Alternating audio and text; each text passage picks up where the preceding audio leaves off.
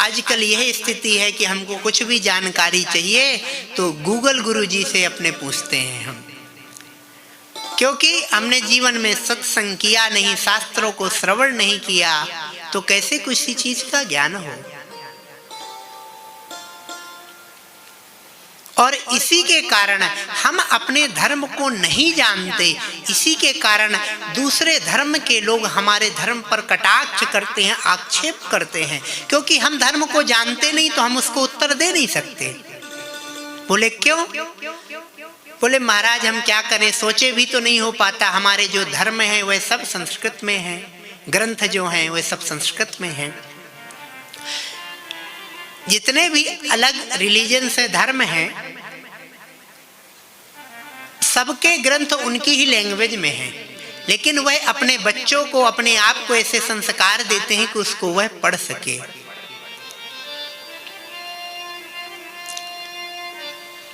किसी अन्य धर्म के बच्चे को नहीं बोलना पड़ता, वो ये नहीं कहेगा मुझको कुरान पढ़ना नहीं आता, लेकिन हम अपने धर्म में बच्चों को आरती की पुस्तक दे दें तो संस्कृत तो छोड़ो, आजकल के बच्चों को हिंदी भी राधे राधे ही है, हिंदी भी नहीं पढ़ना आती। हम कैसे अपने धर्म को बचाएंगे?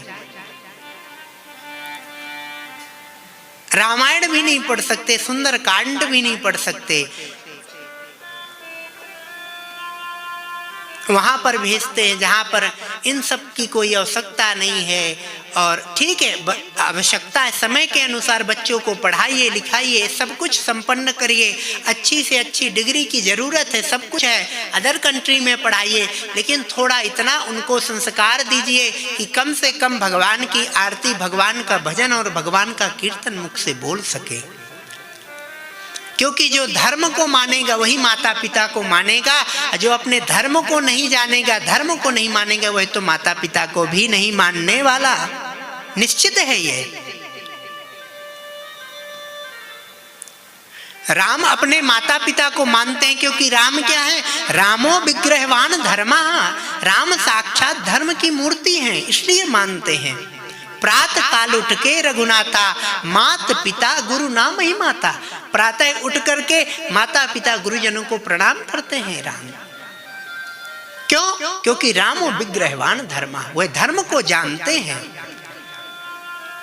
और आज यह स्थिति है कि हम कहते तो हैं कि हम हिंदू हैं, लेकिन उस धर्म की बात आ जाए तो हमसे कोई उस विषय में कुछ कह दे कि 2 मिनट आप बोलिए अपने धर्म के लिए, तो हमको पता ही नहीं है।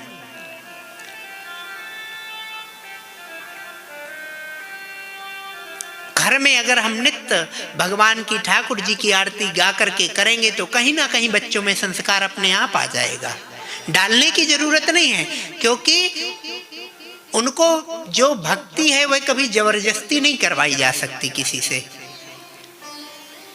इच्छा से ही की जाने वाली जो भक्ति है वही श्रेष्ठ रहती है। अगर हम नित्य भगवान की, ठाकुर जी को भोग लगाते हैं, पर्दा करते हैं, सुलाते हैं, उनकी आरती पूजा करते हैं, हार पुष्प चढ़ाते हैं, तो कहीं ना कहीं वह देखेगा, उसको संस्कार अपने आप आ जाएंगे। जब पिताजी ऑफिस जाने से पहले बैठ करके हनुमान चालीसा का पाठ करेंगे तो बेटा भी आकर के मत्था टेकेगा मंदिर में और तभी स्कूल जाएगा।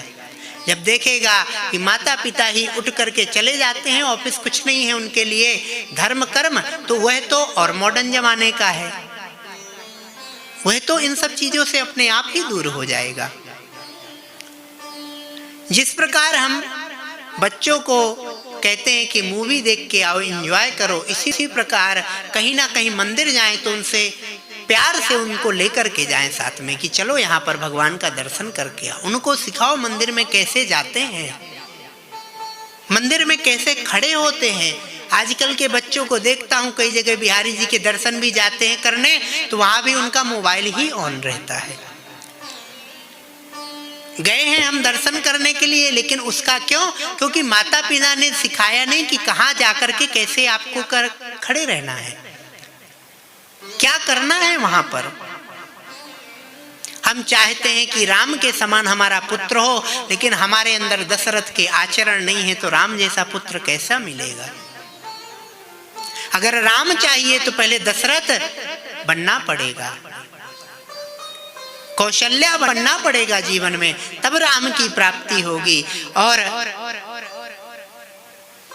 अगर हमारे अंदर आचरण नहीं आएंगे तो कितना भी हम सोचे हमारा पुत्र हमसे बहुत अच्छा भगवान का श्रेष्ठ भक्त बन जाए, तो वह होना बहुत असंभव बात हो जाती है फिर।